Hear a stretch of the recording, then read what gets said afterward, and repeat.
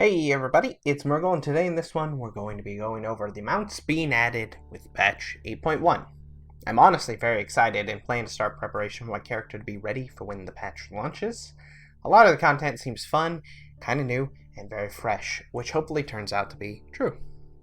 Plus, I have always been a very avid fan of gnomes, and Mechagon just sounds awesome to me. Anyways, let's just jump right into it. So first up on the list of mounts are the unknown ones. These always excite me more than any other mount because it could be the start of a very new adventure. Blizzard has said that 8.2 will hold many secrets at Mechagon, so who knows what kind of hidden things might be. So the first one is the B mount. It's been a big mystery for the longest time, but it is confirmed to be an 8.2. The method for obtaining it is still very much unknown. There's kind of speculation as to what it'll be, and that's about as far as it goes. I think that's the glory of this mount because I always enjoy a good hunt and a surprise, and I hope that it's not revealed during the time that 8.2 is on PTR. Next are the three Seahorse mounts. The joy of these mounts is that they are very much actually horses. You have to appreciate the times Blizzard is willing to make fun of themselves. There are two with very generic names, one being the Crimson Tide Stallion. It's a beautiful red seahorse. I really like the color of this one very, very much. And then the Ink Scale Deep Seeker. Much of a darker colored, one kind of muddied by appearance. Both of these two have very basic names though, which leads me to be maybe zone drops or rare spawns. But then the final one has a very oddly specific name. It is called Fabius. I'm very excited to see how this one is actually obtained because it sticks out very much from the other two, not only in appearance, I mean they're obviously just recolors, but its name, I don't know, it seems very strange. And only 8.2 is really going to bring that information, so I'm very excited to see. The final mounts with no real defined means of obtaining them are the two Wave Ray mounts that we have here. The first one being the Unshackled Wave Ray, very beautiful color scheme. I like this one a lot. And then the Ancoan Wave Ray, more flat colored but still very pretty Wave Ray.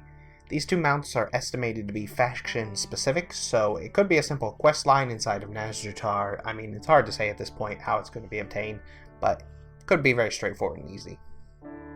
Now, starting off with the Horde mounts, we have the Talanji Expedition. There's a captured Swamp Stalker being added to their faction.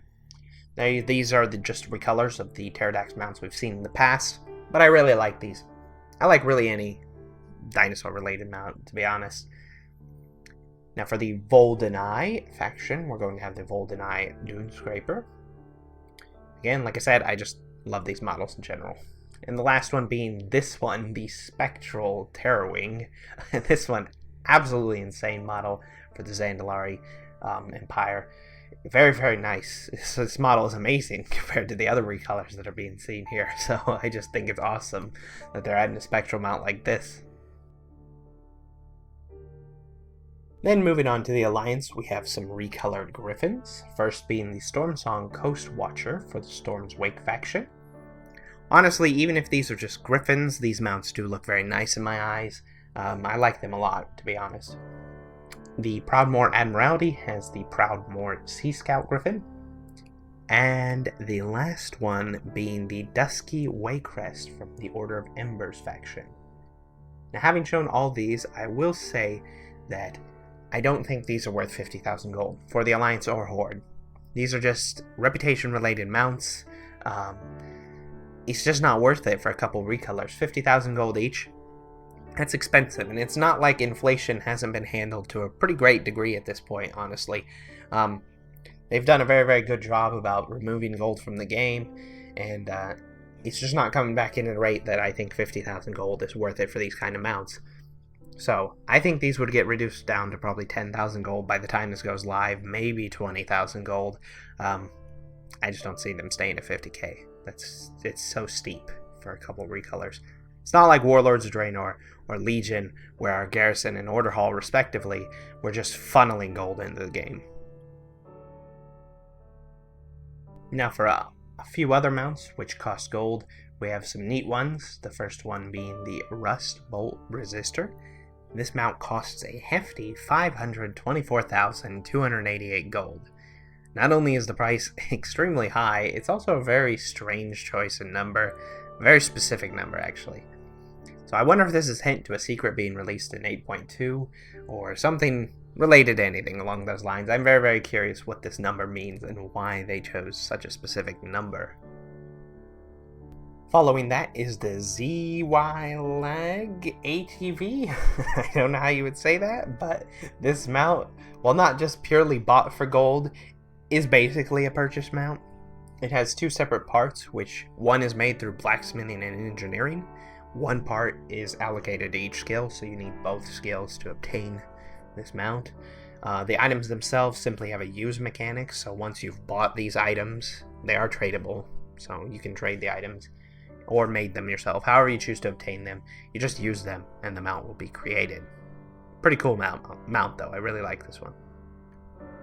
And the last mount involving gold is the X995 Mechano Cat. This mount is first made with some parts that you need to purchase, but after being put together, it can be repainted, and there's even an achievement for collecting all of the colors, which award you another color after you've gotten all of them. This is a really unique design in the sense that this concept could very easily open up the door for much more mount customization in the future. Like, as far as color schemes go, maybe you can make your own color schemed mount, and it's actually a really cool idea. I like this a lot, that they're deciding to try something very, very new that they haven't done. Speaking of achievements, there's also 3 achievement mounts being added. My favorite one being the Mechacycle Model W. It's awarded from the achievement Mecha Done. This is a rather lengthy achievement based on many of the things that need be done. It's the meta achievement for Mechagon, so there's a lot of stuff to do. Very many things being added. Don't expect a short grind for this mount. Next is the Wonder Wing 2.0. This is awarded for the Battle for Azeroth Pathfinder Part 2. As with most Pathfinder achievements, it's pretty passive. Only expect a few weeks of actual gameplay, and you'll be able to obtain this. It's not really tough, but a really neat mount to have. I like this model. The last one being the Ajari Bloat Ray. This being probably the hardest of the 3 to obtain, seeing as it's a Glory of the Eternal Raider achievement, meaning it will be a meta achievement for raids and stuff. So these can be quite difficult to obtain, obviously, because 1, you have to find people willing to do the achievements, and 2, it is a raid, so it's, more complicated content and stuff. Nonetheless, this one will probably be the hardest to get. There's also a few quest-related mounts, the first one being the Child of Torkali. This is a Direhorn mount, race color. I always like dinosaurs, so again, this is something I would enjoy. Next being the Snapdragon Kelpstalker. This is obtained from the quest A Gift from Nuri. Obviously something related to Nazjatar based on the appearance of the mount. And there's another one similar called Deep Coral Snapdragon from a quest A Gift from Akana. I actually really like these Snapdragon mounts. I think they're really nice. They're like underwater panthers. I don't know. They look great.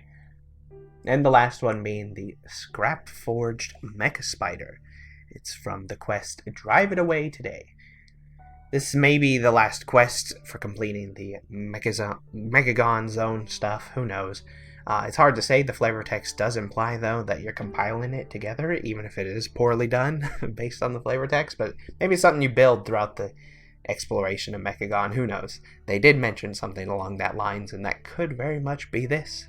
Very excited to see how this one's made. Now for a couple open world Nazjatar and Mechagon specific mounts.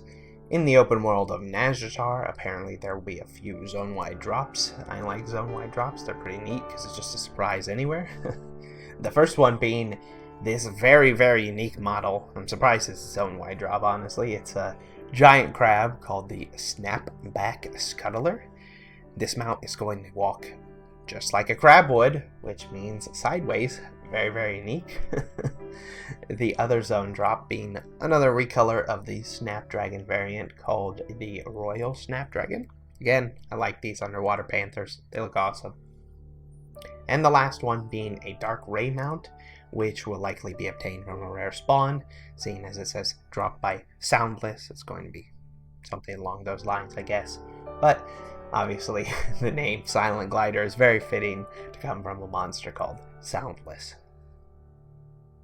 Moving on, the Mechagon mounts, we have Junkheap Drifter. Another mount similar to the Meta Achievement one. I like this one. I like this model actually, it's very awesome.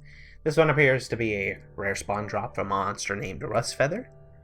Next is the Rusted Mechano Crawler, likely a zone drop from anything in Mechagon to kind of offset the Nigertar zone drops. It's unfortunate these zone drops aren't like previous ones though that could be sold, but maybe Blizzard just doesn't want the chaos to repeat like the BFA beginning when everybody was mass farming so many things. It was very chaotic and maybe they don't want to repeat that, that's why they're buying on pickups.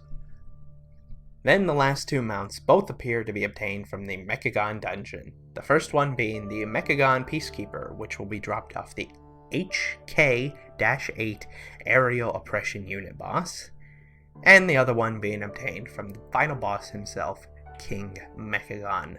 This one being called the Aerial Unit R-21/X. Anyways, that's a wrap.